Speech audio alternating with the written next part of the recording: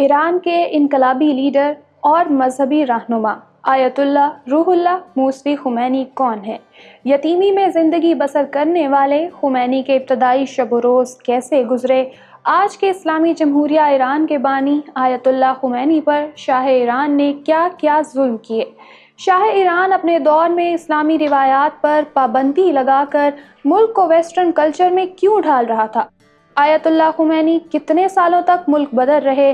Europe اور امریکہ کا غلام سمجھے جانے والے ملک ایران میں انقلاب کیسے برپا ہوا؟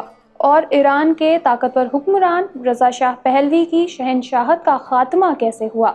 1979 کے انقلاب ایران سے اس خطے پر کیا اثرات مرتب ہوئے؟ آیت اللہ خمینی کے عراقی صدر صدام حسین سے کیا اختلافات تھے؟ اور ایران عراق جنگ میں کسے جیت ہوئی؟ یہ سب کچھ ہم آج کی ویڈیو میں جاننے والے ہیں۔ مشہور و معروف عالمی رہنماؤں کی بایوگرافی ویڈیو کی چوتھی قسط میں خوش آمدید کہتے ہوئے میں ہوں اتروبہ رضا۔ اس سے پہلے کہ ویڈیو سٹارٹ کریں، سب دیکھنے والوں سے ریکویسٹ ہے کہ ہماری اس ویڈیو کو لائک کر دیں۔ اگر پہلی بار ہمارے چینل پر آئے ہیں تو اسے سبسکرائب کریں اور بیل آئیکن والی گھنٹی دباتے ہوئے آل پر کلک کر دیں۔ اور آپ مجھے انسٹاگرام پر بھی فالو کر سکتے ہیں، جس کا لنک ڈسکرپشن میں دیا گیا ہے۔ آج سے 118 برس قبل 23 ستمبر 1902 کے روز ایرانی دارالحکومت تہران سے تقریباً 2 میل دور خمین کے علاقے میں ایک مڈل کلاس فیملی میں سید مصطفیٰ موسوی کے گھر ایک بچہ پیدا ہوا جس کا نام روح اللہ رکھا گیا۔ یہاں میں آپ کو بتاتی چلوں کہ ان کے آباء و اجداد نیشا پور سے تعلق رکھتے تھے، لیکن وہ بعد میں ہندوستان آ گئے اور یہاں اودھ ریاست میں رہنے لگے۔ سید روح اللہ کے والد کے دادا سید احمد موسوی لکھنؤ شہر کے مضافاتی علاقے میں رہا کرتے تھے، لیکن پھر 1857 کی جنگ آزادی سے پہلے وہ ہندوستان کو ہمیشہ کے لیے چھوڑ کر ایران کے علاقے خمین آباد ہو گئے۔ سید روح اللہ کی عمر 6 ماہ بھی نہیں تھی کہ اس کے والد کو کسی تنازع میں قتل کر دیا گیا۔ تب ان کی پرورش اور تعلیم و تربیت کی ذمہ داری ننیال نے اٹھائی۔ انہیں دینی تعلیم دلوانے کی غرض سے مدرسے میں داخل کروا دیا گیا۔ پھر کچھ عرصے بعد وہ اپنے استاد کے مشورے سے قم آ گئے اور اپنی تعلیم کا سلسلہ جاری رکھا۔ یہاں روح اللہ نے اسلامی فقہ، تاریخ، منطق اور فلسفی پر عبور حاصل کیا۔ اس دوران انہیں ادب اور شاعری سے بھی خاص لگاؤ تھا۔ یہاں میں ایک دلچسپ بات بتاتی چلوں، چونکہ روح اللہ خمینی کے آباء و اجداد ایک طویل عرصے تک ہندوستان میں رہے، یہی وجہ ہے کہ انہوں نے اپنی شاعری میں کئی جگہ پر اپنا تخلص ہندی لکھا ہے۔ تعلیم سے فراغت کے بعد انہوں نے قم شہر ہی کے مدارس میں پڑھانا شروع کر دیا، جبکہ وہ کچھ عرصے تک عراق کے مقدس شہر نجف میں بطور مدرس اپنی خدمات دیتے رہے۔ یاد رہے کہ اس وقت ایران پر پہلوی خاندان کی بادشاہت تھی۔ یہ وہ دور تھا کہ جب ایران میں اسلامی روایات تقریباً ختم ہو چکی تھی۔ رضا شاہ پہلوی میں خواتین کے حجاب پہننے پر پابندی عائد کر دی گئی تھی۔ تہران شہر کے بازاروں اور عوامی مقامات پر لڑکیاں سکرٹس اور کم لباس میں نظر آتی۔ یورپ کی طرز پر مخلوط کلچر عام تھا۔ نائٹ کلبز، جوئے اور شراب خانے بلا روک ٹوک چل رہے تھے۔ ایسے میں سید روح اللہ موسوی خمینی ایران پر برسر اقتدار طاقتوں کے خلاف ہوتے گئے اور وہ اپنے ہزاروں شاگردوں کے ساتھ مل کر شاہ آف ایران کی پالیسیوں پر تنقید کرنے لگے۔ انہوں نے ایرانی شہنشاہیت کو للکارنا شروع کیا اور پھر دیکھتے ہی دیکھتے ان کی طاقت میں اضافہ ہوتا گیا اور ایرانی عوام کے دلوں میں رضا شاہ پہلوی کی نفرت شدید ہوتی گئی۔ 1964 میں جب شاہ نے ایران میں امریکی فوجیوں کو سفارتکاروں کے برابر سمجھے جانے کا قانون پاس کیا تو روح اللہ خمینی نے زبردست احتجاج کیا اور انہوں نے اپنی تقریر میں کہا، میرا دل درد سے پھٹا جا رہا ہے، میں اتنا مغموم ہوں کہ اب تو بس موت کے دن گن رہا ہوں۔ رضا شاہ پہلوی نے ایران کی عزت و ناموس خاک میں ملا دی اور اس نے ہماری قوم کا سودا کر لیا ہے۔ اس قانون سے ایران کی غیرت مند عوام کا درجہ امریکی کتوں سے بھی کم ہو گیا ہے۔ نجف، قم، مشہد، تہران اور شیراز کے لوگوں، میں تمہیں خبردار کرتا ہوں کہ ایسی غلامی قبول نہ کرو۔ کیا ہمیں بیچ ڈالا جائے اور ہم اس پر احتجاج بھی نہ کریں؟ اس تقریر کے ایک ہفتے بعد رضا شاہ نے روح اللہ خمینی کو گرفتار کر لیا اور انہیں 15 سالوں کے لیے ملک بدر کر دیا گیا۔ وہ چند مہینوں تک ترکی میں رہے۔ وہ بعد میں عراق کے مقدس شہر نجف اشرف پہنچے اور انہوں نے اپنی جلاوطنی کا زیادہ وقت یہیں پر گزارا۔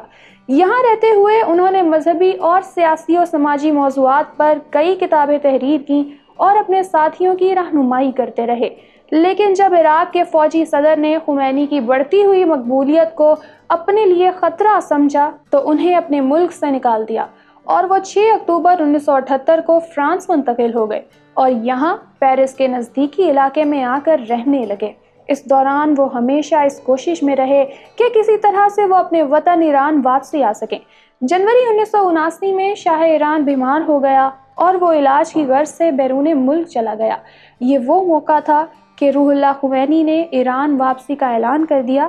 اعلان کرنے کی دیر تھی کہ ان کے لاکھوں عقیدت مند اپنے رہبر کی وطن واپسی کی خوشیاں منانے لگے۔ ایرانی قوم کا جوش و خروش دیکھنے سے تعلق رکھتا تھا۔ شہر شہر ان کے استقبال کی تیاریاں ہونے لگیں۔ اس دور کے عالمی میڈیا نے یہ سرخیاں لگائیں کہ خمینی کی آمد سے پہلے ہی شاہ بھاگ گیا۔ روح اللہ خمینی نے وطن واپسی سے قبل امریکی حکومت کو وارننگ دیتے ہوئے کہا کہ امریکہ ایران کی عبوری حکومت کی حمایت کرنا بند کر دے اور ہمارے اندرونی معاملات میں مداخلت نہ کرے تو بہتر ہوگا۔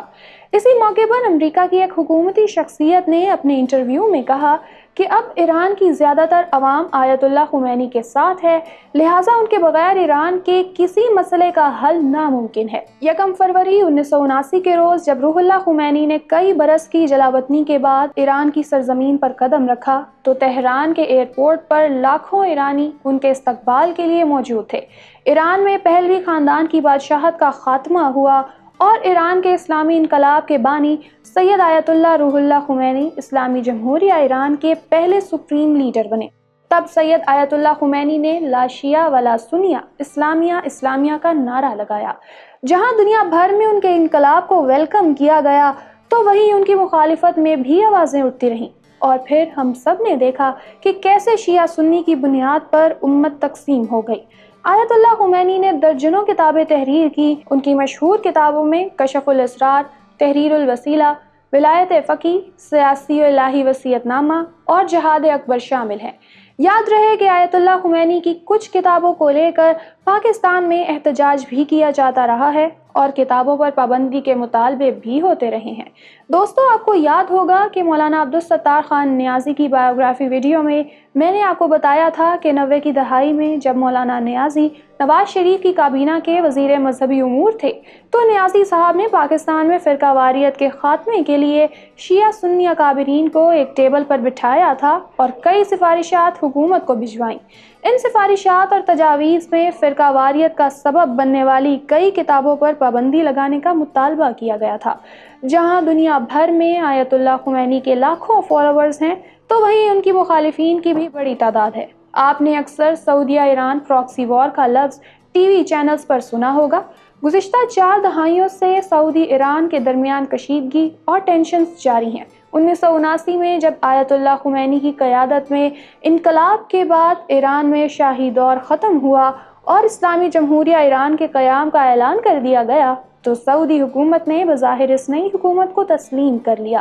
تب آیت اللہ خمینی نے سعودی عرب سے یہ مطالبہ کیا کہ خانہ کعبہ کے انتظامی امور اور حج کے معاملات پر دیگر ممالک کو بھی بولنے کا حق ہونا چاہیے، اور پھر ایرانی حجاج کی طرف سے حج بیت اللہ کے موقع پر مکہ میں مسجد الحرام میں مظاہرے بھی کیے جانے لگے۔ جب سعودی فورسز نے ایرانی حج زائرین کو روکنے کے لیے طاقت کا استعمال کیا اور فائرنگ سے کئی ایرانی حجاج مارے گئے تو فسادات میں تیزی آ گئی۔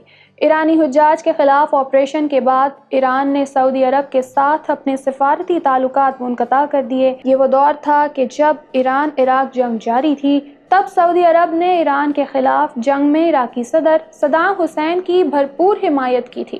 اس جنگ میں 5 لاکھ انسان مارے گئے۔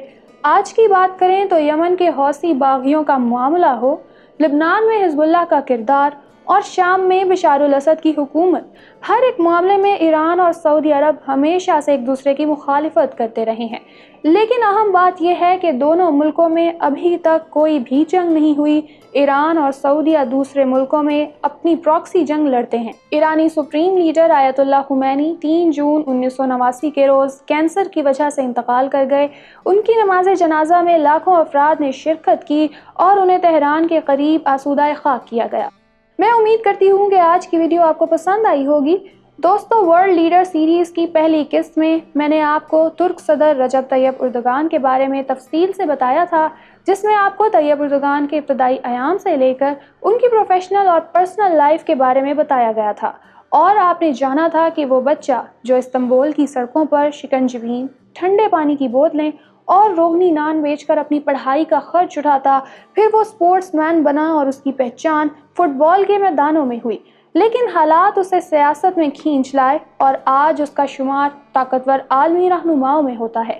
جبکہ ورلڈ لیڈرز بایوگرافی سیریز کی دوسری قسط میں نے آپ کو عرب ملک اردن کی ملکہ کوئین رانیہ کے بارے میں ڈیٹیل سے بتایا تھا، اور آپ نے جانا تھا کہ ایک مڈل کلاس فیملی سے تعلق رکھنے والی فلسطینی لڑکی صدیوں سے حکمرانی کرنے والے شاہی ہاشمی گھرانے کی بہو کیسے بنی، اور کوئین رانیہ کے پاکستان میں کون کون سے رشتہ دار رہتے ہیں۔ جبکہ اسی سیریز کی تیسری قسط میں نے آپ کو ایک ایسے لیڈر کے بارے میں بتایا تھا کہ جو آزادی سے پہلے ہندوستانی شہری رہا، پھر اگلے 23 برس تک پاکستانی اور 1971 کے بعد بنگلہ دیشی شہری رہا۔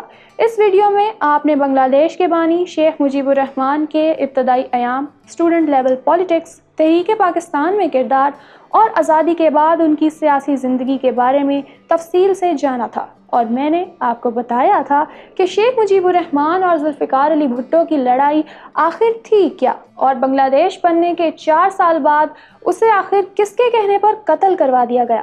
دوستو، اگر آپ یہ تینوں ویڈیو ایک ہی پلے لسٹ میں دیکھنا چاہتے ہیں تو یہاں اوپر کلک کریں۔ ڈاکٹر عبدالسلام کی بایوگرافی کے لیے یہاں نیچے، اور ڈاکٹر عبدالقدیر خان کی بایوگرافی جاننے کے لیے ادھر کلک کریں۔ ہمارا چینل الیکشن باکس لازمی سبسکرائب کر لیں اور ہماری ویڈیوز دیکھتے رہیں۔ اللہ حافظ و ناصر۔